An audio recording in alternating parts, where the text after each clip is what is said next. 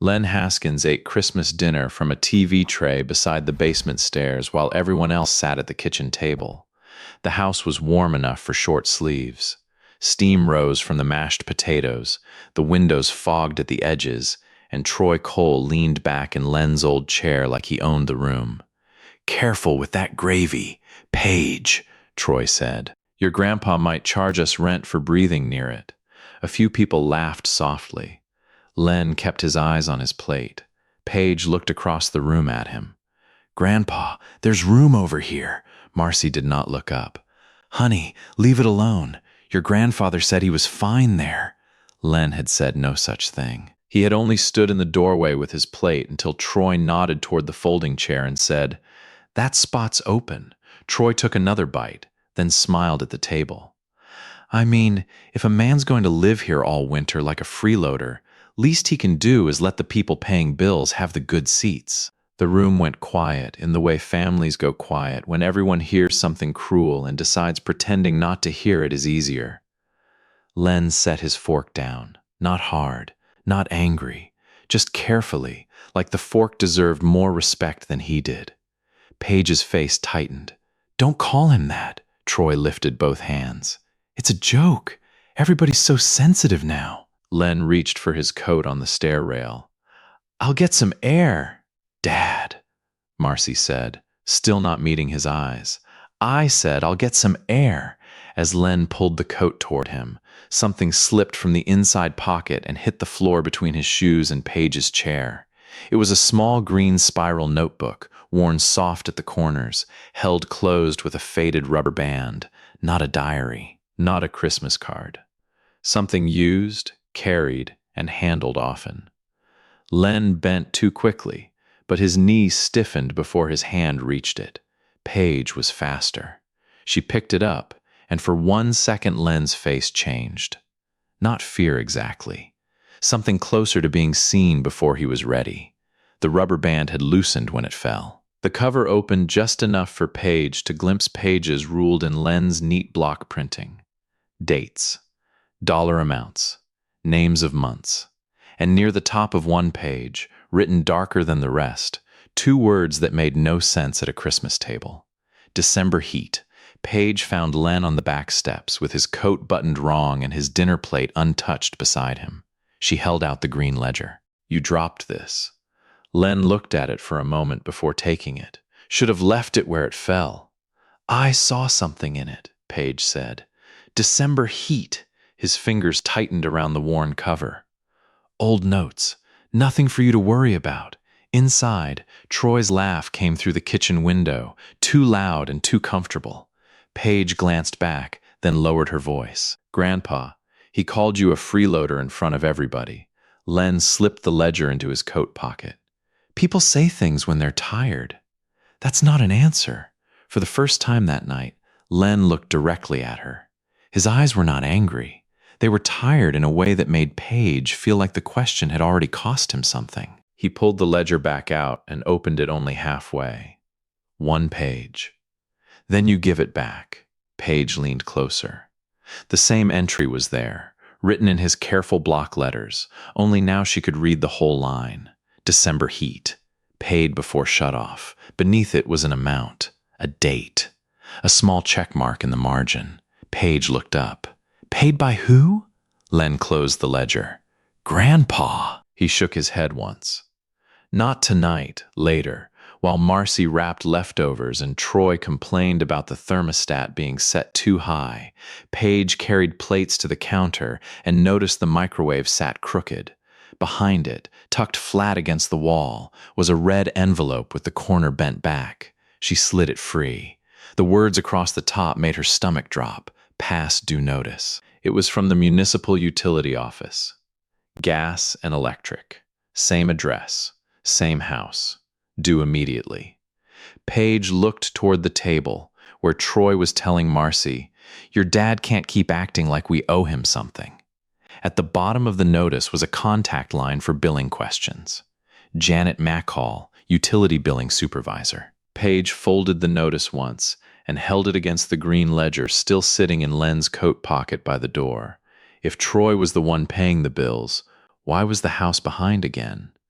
The red notice stayed folded in Paige's sweater pocket until the house went quiet. Len was in the basement, sitting on the edge of the guest bed with the green utility ledger beside him. A small lamp threw yellow light across the concrete wall and the boxes stacked under the stairs. Paige stood in the doorway. "I found something behind the microwave." Len did not ask what. That told her enough. "Troy says you act like they owe you," she said. "But this house is behind on utilities right now." Len rubbed both hands over his knees. "Paige, some things are adult messes. I'm 19. That doesn't make it your mess." "No," she said, "but he made it yours at dinner." Len looked away. Paige stepped closer and pointed to his coat pocket. "Just explain one entry. The first one, December heat." For a long moment, Len did not move. Then he stood, crossed to an old metal shelf, and reached behind a box of Christmas lights. He pulled down a blue coffee can with faded tape around the lid. Paige frowned. "You keep coffee down here?" "Not coffee." Inside were rubber-banded scraps, old receipts, folded envelopes, and yellowed stubs with dates written across the top. Len searched through them slowly, like every piece had a weight. Finally, he handed her one small slip. It was a money order receipt. The date matched the ledger. So did the amount. Paige looked from the stub to the green notebook lying open on the bed. "Same number," she said. Len nodded once. "You paid it?" "I bought the money order." "That's not what I asked." His mouth tightened, but his voice stayed calm. "That winter was hard on them." "On them," Paige repeated. "Not on you?" Len took the stub back, then seemed to think better of it and placed it inside the ledger, lined up with the entry. Paige stared at the neat handwriting. "Grandpa, this proves you weren't just writing things down. It proves one piece of paper matches another piece of paper. It proves enough to ask one question." Len shook his head. "Your mother doesn't need this dug up. She needed to say something at dinner that landed." Len lowered his eyes. Paige touched the ledger, careful now. "Let's verify one payment, just one.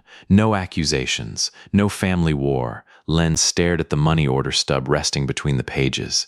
Then he said quietly, "One payment." Paige looked at the rows beneath it, stretching down the page into winters she had never questioned before.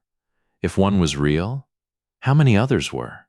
The municipal utility office sat between a laundromat and a tax preparer, the kind of place people entered quietly and left looking older.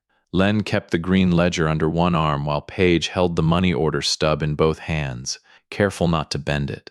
At the counter, a woman with silver glasses looked over the receipt. Her nameplate read Janet Meekall, billing supervisor. "I can't discuss the full account without the account holder present," Janet said. Paige's shoulders dropped. Len nodded.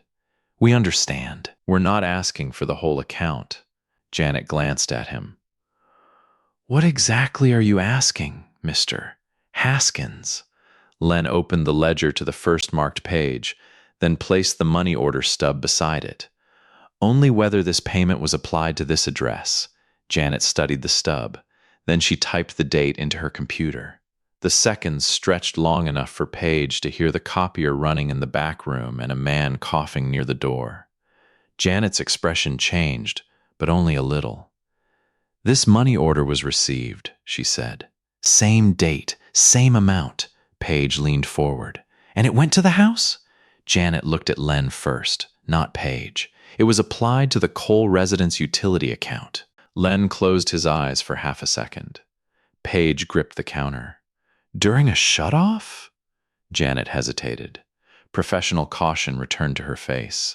"I can confirm there was a pending interruption notice on the account at that time."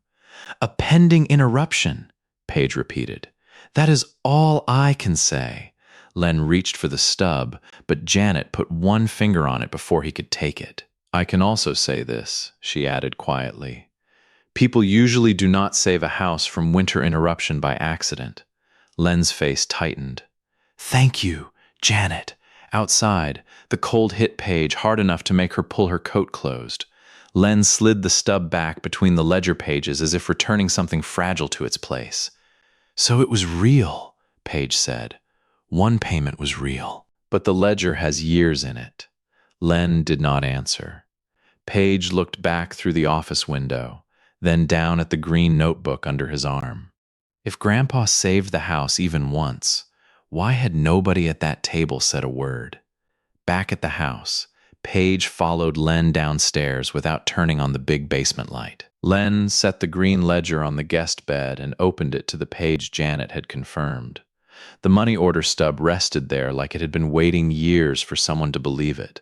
Paige read the date again. January 18th. Len sat slowly. Cold month. No, Paige said, staring at the numbers. I remember that week. He looked up. I slept in my hoodie, she said, the pink one with the broken zipper. Mom told me the furnace was just acting up. Len's hand moved toward the ledger, then stopped. You were little. I remember being little and cold. From upstairs came the sound of cabinet doors closing. Troy was moving around the kitchen, loud enough to make sure everyone knew he was still awake. Paige lowered her voice. Was the heat off? Len did not answer right away. Grandpa. He tapped the edge of the ledger with one finger. It was low enough that your mother was worried. That's all. That's not all. Len gave her a look, gentle but firm. You kids were cold enough. You didn't need scared on top of it. Paige sat beside him and turned the page. More dates. More winter months. December, January, February. Some entries had check marks. Some had small notes beside them. She stopped at one that said, Paige room colder. Her throat tightened. You wrote about my room? Len looked at the floor. North side of the house catches wind. That's why you brought the extra blanket. He gave a small shrug, but it did not feel casual. Your grandmother always said children shouldn't sleep cold if there's an adult left standing. Paige looked at the ceiling, toward the kitchen where Troy had laughed over a warm plate of food. He said you were living off them, she whispered. Len closed the ledger halfway. People remember what lets them sleep. Paige opened it again. The confirmed payment was no longer just a number. It was her bedroom, her hoodie, the blanket Len had tucked around her without waking her. She ran her finger down the next winter entry. If this date is real too, she said, then this ledger isn't about bills. Len's eyes stayed on the page. Paige swallowed. It's about every winter the adults lied through. Paige turned to another winter entry and stopped at a line written in darker ink. Furnace call. Emergency. Paid cash. Len saw where she was looking and reached for the green ledger, but this time he did not close it. That one wasn't a bill, Paige said. No, Len said. That one made noise. What kind of noise? He stood with a quiet grunt and nodded toward the far end of the basement. Come on. The furnace sat behind a louvered wooden door, boxed in by paint cans, a mop bucket, and a stack of old storm windows. Len moved the clutter aside like he knew exactly what had been left where. Paige pulled the string for the bare bulb. The furnace hummed low and steady, pushing warm air through the house above them. Len crouched near the side panel. Hand me the ledger, she did. He ran his finger down the page, then pointed to a metal service tag wired near the gas line. The tag was dusty, but the date was still there. Paige leaned closer. Same month, same day, same winter entry. Her breath caught. It matches. Len brushed dust from the tag with his thumb. Furnace quit right after midnight. Troy said it was just old. It was old.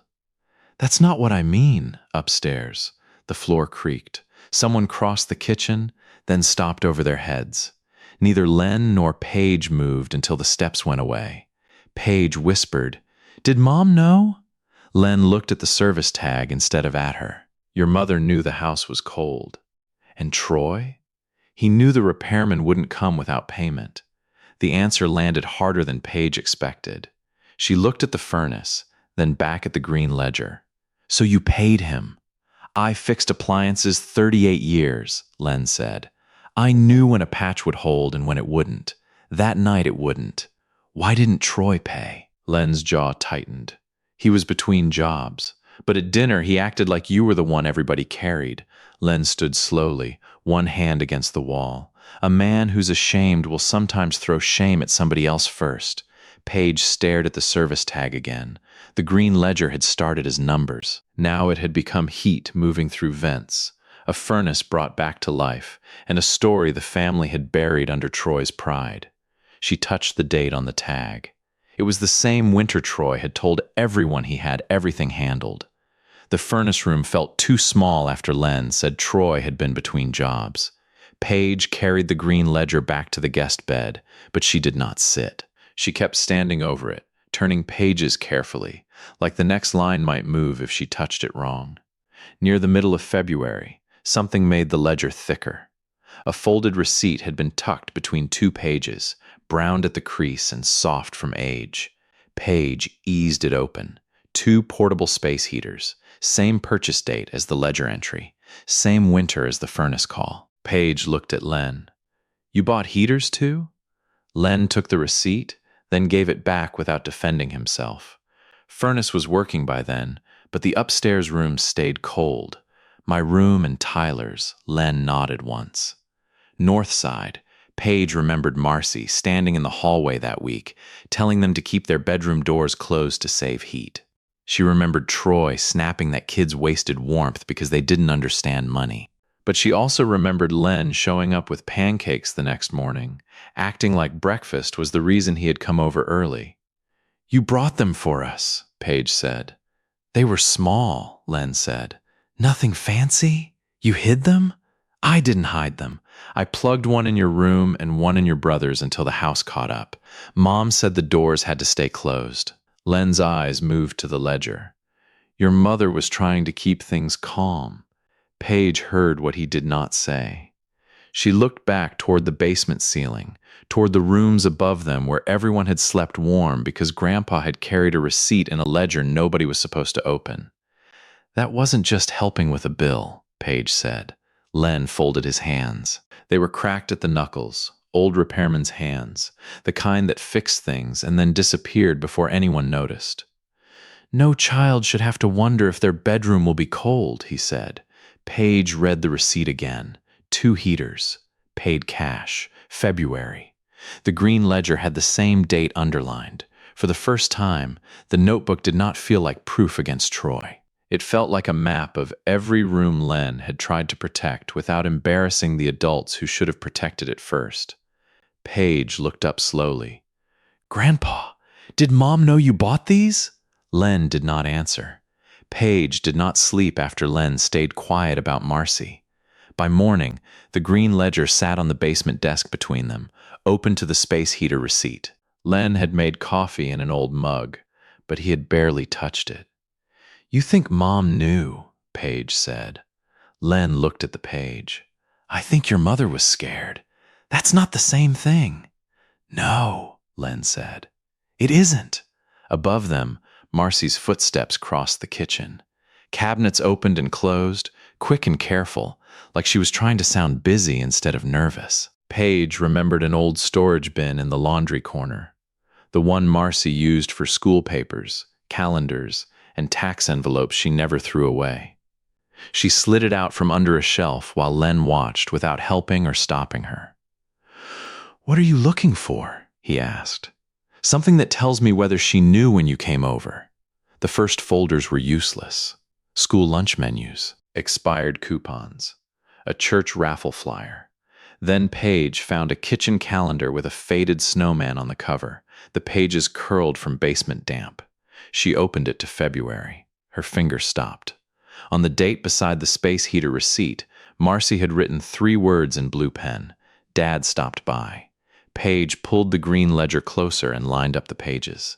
Same date, same week, same winter note. She flipped back to the furnace service entry. There it was again on the calendar. Dad stopped by. Len exhaled through his nose, slow and heavy. Paige looked at him. She wrote it down. He did not answer. "She knew you were coming on those days. She knew I stopped by," Len said. "That's not what this looks like." The calendar trembled slightly in Paige's hands. It was not a confession. It was worse in a quieter way. It was ordinary proof that Marcy had marked his visits while letting Troy talk like Len only took from the house. From upstairs, Marcy called, "Paige? Have you seen the dish towels?" Paige closed the calendar halfway but kept her finger on the date. Len's voice dropped. "Don't go at your mother with anger." Paige looked at the green ledger, then at the old calendar. "I'm not angry because she needed help," she whispered. "I'm angry because she let you be blamed for giving it." The calendar had changed the question. Maybe Troy was not the only one protecting a lie. Paige stared at Marcy's handwriting and wondered, was her mother protecting Troy, protecting her pride, or protecting herself? Marcy's old calendar stayed open on the basement desk, but Len would not look at it anymore. Paige sat across from him with the green utility ledger between them. "You keep saying Mom was scared. Scared of what?" Len rubbed his thumb along the ledger's worn edge. "Of being seen needing help. She let you be seen as the one needing it. That's what pride does when nobody stops it." Paige wanted to argue, but Len opened the ledger before she could. Not to the payment pages this time. To the inside cover. The cardboard was soft from years of use. A strip of clear tape held the corner together, and beneath it, in faded blue ink, was handwriting Paige had not seen since she was a child. Heat first, pride later. Paige touched the words gently. "Grandma wrote that?" Len nodded. Sylvia made winter budgets like some people made grocery lists. Heat, medicine, food, then everything else. It sounds like her. She used to say a cold house makes good people mean. Len gave a small breath that was almost a laugh, but not quite. Said pride never kept a baby warm. Paige looked back at the payment entries. They seemed different now, less like records, more like a promise that had survived the woman who made it. So after she died, you kept doing it. Len's eyes stayed on Sylvia's handwriting. "Your mother had 2 kids, a mortgage, and a husband too ashamed to say work was thin. Your grandma wasn't here to help me talk sense into them. So you paid, when I could, and let them call you a freeloader." Len closed his hand over the bottom of the page. "I thought silence was cheaper than shame." Paige shook her head. "Not for you." For the first time, Len did not defend Marcy. He did not defend Troy. He just sat there, looking at the words Sylvia had left inside a $5 notebook. Upstairs, the furnace kicked on. Warm air pushed through the vents with a low, steady rush. Len listened to it, then reached into his shirt pocket for his glasses. "What are you doing?" Paige asked. He pulled the red notice from beside the ledger and turned it over to the phone number printed on the back. "You shouldn't have to carry this," he said. "If there's a full account summary, I'll ask for it myself." Paige stared at him. The green ledger had started as his secret. Now Len was choosing to make it evidence. The utility office did not send the account summary that morning. Len checked the mailbox twice anyway, each time coming back downstairs with the same quiet face and the green ledger tucked under his arm. Paige watched him set it on the basement desk beside the old calendar and the red notice. "You don't have to keep carrying it everywhere." Len gave the notebook a tired look. "Seems like I do." He opened it to make sure the money order stub was still in place. When he turned the page, something small slipped loose and landed against Paige's hand. It was folded notebook paper, yellow at the creases, with a purple crayon mark showing through. Paige frowned. "What's this?" Len reached for it, then stopped himself. "I forgot that was in there." She unfolded it carefully. The drawing was crooked and bright, the kind a child makes with too much pressure on the crayon. A square house. Smoke from the chimney. 3 stick figures at a table. Across the top, in Paige's own uneven childhood writing, were the words, "Grandpa made pancakes because the house was warm again." Paige stopped breathing for a second. Len looked away, but not before she saw his eyes shine. "I drew this?" she asked. "You gave it to me the morning after I came over early," he said. "You were missing a front tooth." Paige stared at the little chimney. "I thought you just came for breakfast." That was the story. The house was warm again, she whispered. Len sat down slowly on the edge of the bed.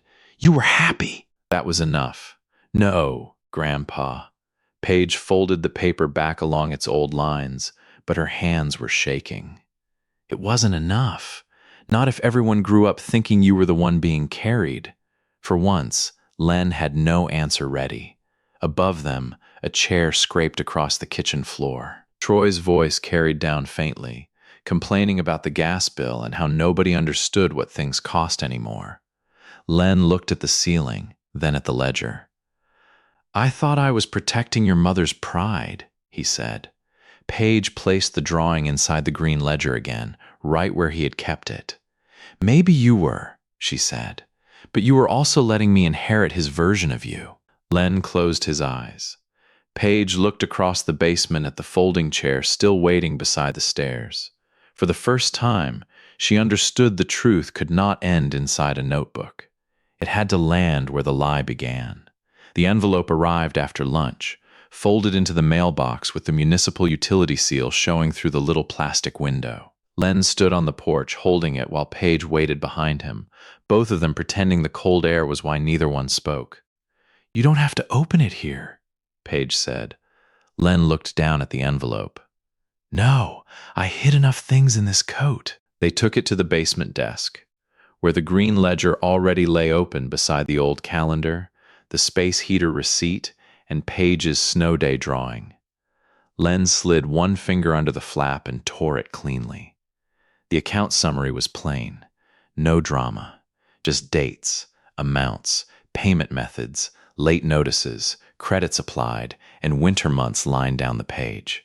Paige pulled the green ledger closer. Start with the confirmed one. Len found the date. Paige found the match. Then another. Then another. December. January. February. Some years only one payment. Some years 3. One winter had a disconnect warning, a reconnect fee, and a furnace note all within 9 days. Paige stopped counting out loud. Len took off his glasses and wiped them with the bottom of his sweater. His hands were steady, but his face had changed. It matches, Paige said. He nodded. No, Grandpa. Her voice broke before she could stop it. It all matches. Len looked at the pages, but Paige looked at him. The same man who had eaten from a TV tray beside the basement stairs had kept this house warm through winters nobody wanted to remember correctly. From upstairs, Troy's voice cut through the floor. Marcy, did that final notice ever get handled or not? Len flinched, just slightly. Paige gathered the account summary and the green ledger before he could close either one. He's still talking like he's the only adult in the house. Paige. No, not yelling, not fighting. She laid the summary beside the ledger, date against date. Just truth. Len stared at the matched entries. I didn't pay every bill they ever had. That's not what this says. It says I helped when I could. Paige shook her head. It says every winter that mattered, when the heat was at risk, you were there. The furnace came on above them, a low rush moving through the vents. For a moment, that sound filled the basement more clearly than Troy's voice had. Len touched the green ledger like it was not paper anymore, but wait. I thought if the house stayed warm, that was enough, he said. Paige looked toward the stairs. At the top, she could see the edge of the folding chair still sitting where Len had been placed during Christmas dinner, half in the kitchen light and half in the basement shadow. She looked back at the ledger, then at the official summary. Recognition could not be spoken from the basement. It had to be moved. Paige climbed the stairs first, carrying the folding chair by its cold metal back. The kitchen went quiet when she came in. Marcy stood at the sink with a dish towel in her hands, and Troy sat at the table with his phone face up beside his plate. Paige did not raise her voice.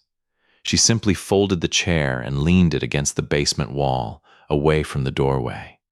Then Len came up behind her with the green utility ledger under one arm and the account summary in his hand.